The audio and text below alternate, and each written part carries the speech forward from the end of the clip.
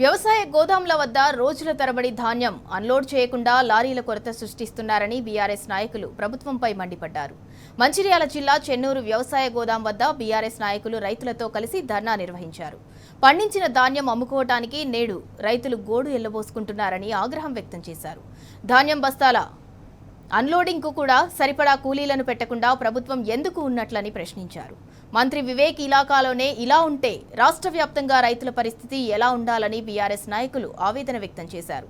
వర్షాకాలం సమీపిస్తుండటంతో ధాన్యం కొనుగోలు త్వరగా పూర్తి చేసి రైతులను ఆదుకోవాలని బీఆర్ఎస్ నాయకులు ప్రభుత్వాన్ని డిమాండ్ చేశారు.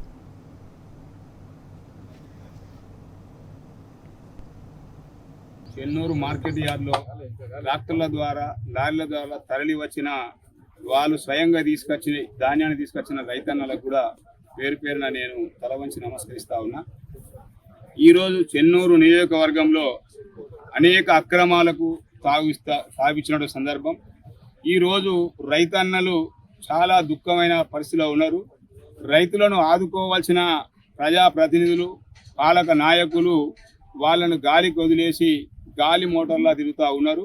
వాళ్ళు వాళ్ళ సొంత ఫ్యాక్టరీల ఎజెండా పెట్టుకొని ఎంపీ కార్డు, ఎమ్మెల్యే కార్డు, ఒక మినిస్టర్ కార్డు మీద వారు వివిధ రాష్ట్రాలల్లో వివిధ దేశాలల్లో ఫ్యాక్టరీలు పెట్టి వాళ్ళ లాభాల కొరకే తిరుగుతూ ఉన్నారు ఈ కార్డులను పెట్టుకొని. కానీ ఈ ఎమ్మెల్యే పదవి, ఎంపీ పదవో ఏదైతే ఇచ్చినటువంటి మంత్రి పదవితోటి ప్రజలకు మాత్రం ఎలాంటి న్యాయం జరుగుతలేదు, ప్రజలకు సౌకర్యం జరుగుతలేదు.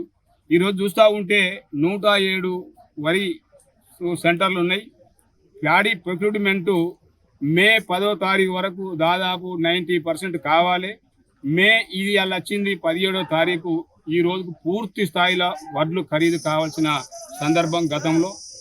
గత బాల్క సుమన్ గారి నాయకత్వంలో బీఆర్ఎస్ పార్టీ హయాంలో 10 సంవత్సరాల ప్రభుత్వం నడిచినప్పటికీ ఏనాడు కూడా రైతులు స్వయాన ట్రాక్టర్ల ద్వారా వాళ్ళు ధాన్యాన్ని తీసుకొని వచ్చిన సందర్భం కనబడలే. ఈరోజు రైతులు వాళ్ళ ట్రాక్టర్ల ద్వారా వాళ్ళే లోడ్ చేసుకొని సెంటర్ల నుంచి ఈ గోదాముకు తీసుకురావాల్సిన దుర్భాగ్య పరిస్థితి ఈరోజు కనబడతా ఉంది.